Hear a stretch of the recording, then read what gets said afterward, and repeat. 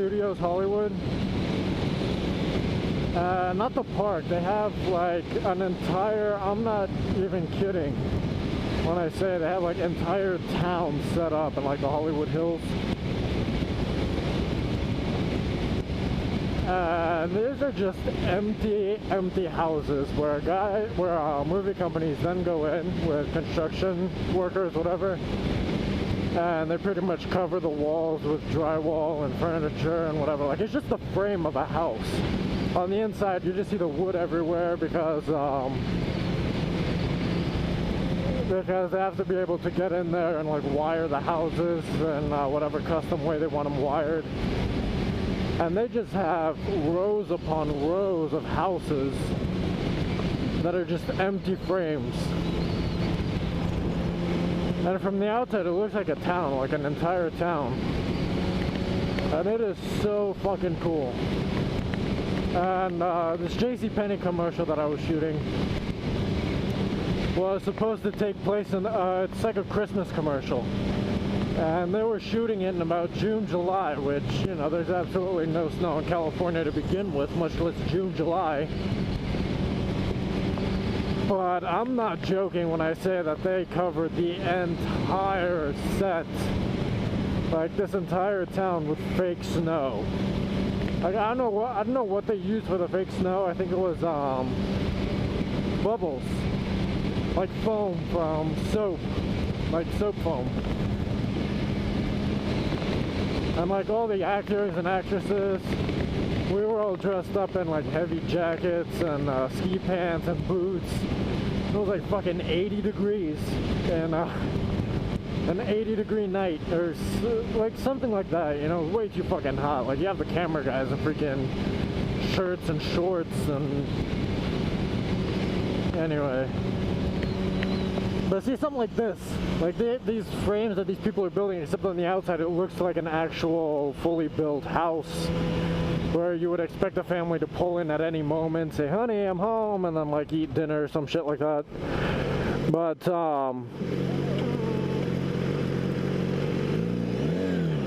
yeah, once you go inside, it's just so completely empty and barren. And it's just rows upon rows. We got, like, when we had to meet up in, like, the specific town center.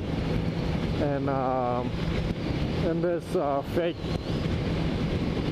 city. And we genuinely got lost. I mean, I think we were driving around for a good, 3, 4, 5 miles, you know, just trying to find this place. And I'm not joking, dude. Movies, everything you see on TV, completely fake. I don't even know if the food that they're eating is fake, is real. Everything is just completely fake. I mean, except maybe the cars, but even those, you know, I wouldn't be too sure about. Like, I don't know, it's just mind-blowing. And then so easy, you know, as a kid going through that now, I'm just completely skeptical of everything that happens in movies. You know, I find it just so much harder to just sit down and be able to enjoy a movie.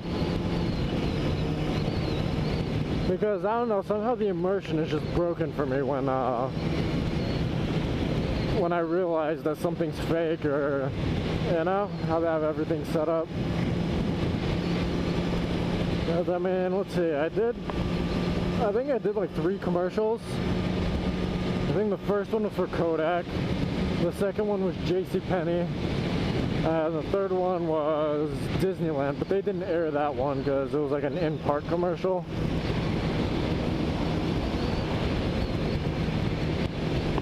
And the Kodak one, they actually did rent out like a barn where we dressed up as cardboard robots, you know, and then we're just playing around, like me and this one other girl, we were both like 7, 8, and we're just playing around dressed up as cardboard robots and in this barn, like around hay.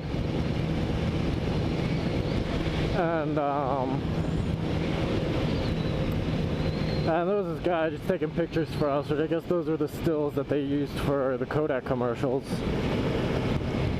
And then then, let's see, for the JCPenney one, oh my god, they actually rented out an entire fucking mansion. Like, I'm not joking. It had to cost at least $5 million, this house.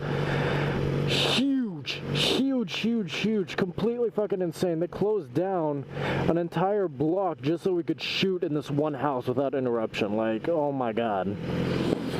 And then on the inside, they just had lights everywhere. Everything is so fake, you know, just trying to get the perfect shot.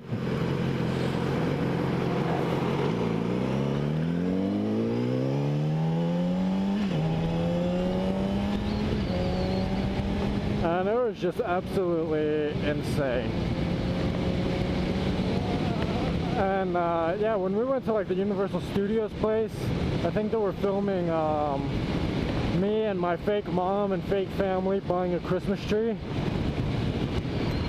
And they had us repeat a whole bunch of lines, and it's just it took hours and hours and hours. And then when I saw the final cut of the commercial, they literally used half a second with no words whatsoever. It's just, you know, snow falling, mom and her son talking to a Christmas tree salesman.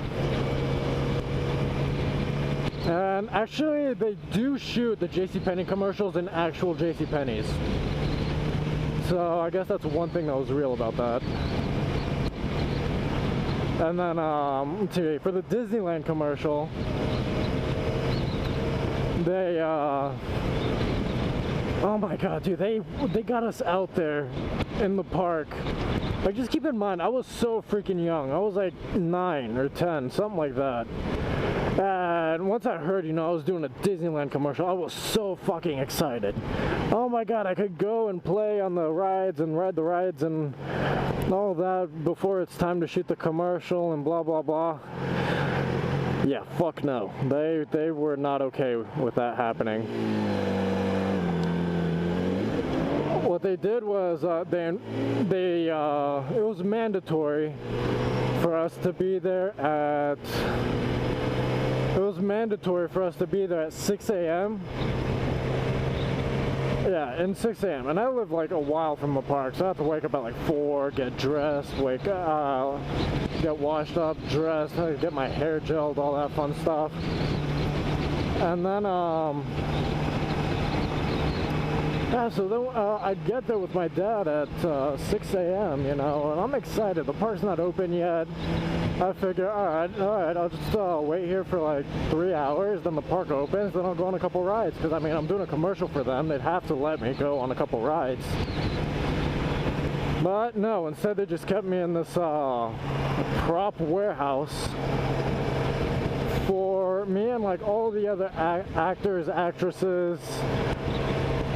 Like, I mean, seriously, all they gave us were like 2 toys and maybe 3 books, 3 children's books for like, shit, I don't know, like 7 kids. And we had to sit there until the park closed. If you can fucking believe this, they kept us there until the park closed.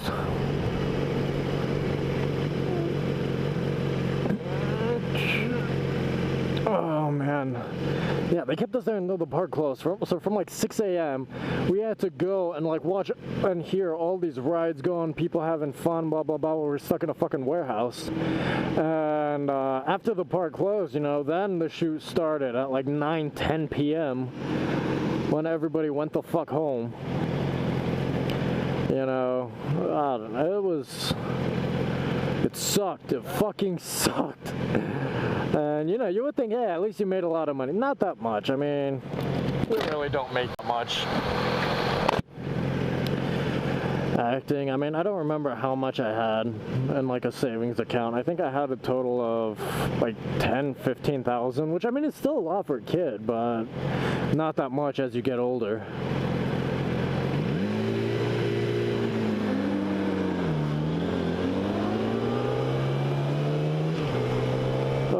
But yeah, dude, like doing commercials and movies and stuff, it's not easy. Oh my god, those are fake exhaust tips. Wow, alright, well.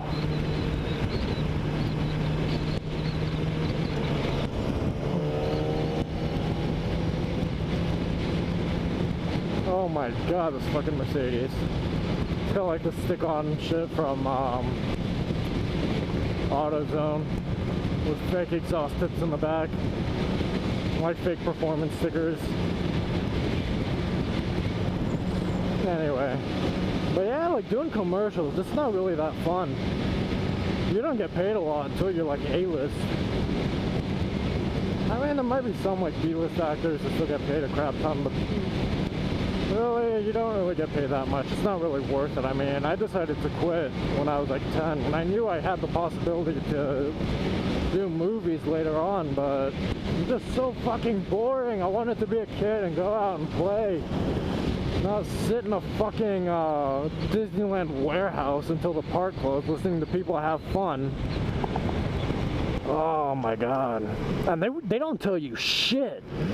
Oh my god, they don't tell you a single thing. Like, hey guys, yeah, we're just looking at around this time frame, blah blah blah. No, they just lock all the actors up in a fucking warehouse.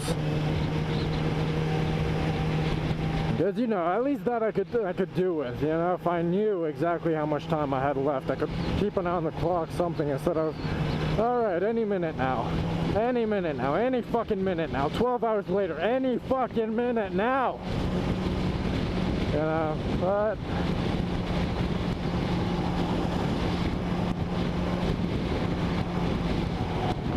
so yeah, that's Hollywood for you.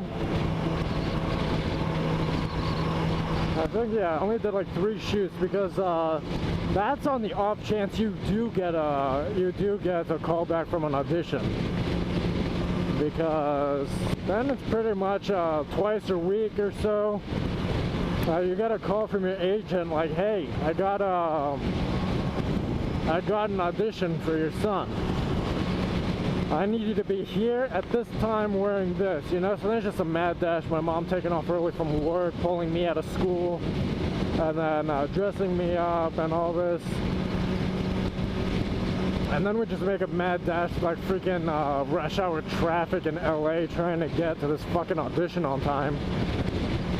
And then you find out, hey, it doesn't even fucking matter if you're on time, because there's already another 3,000 something people here for the same fucking audition you have.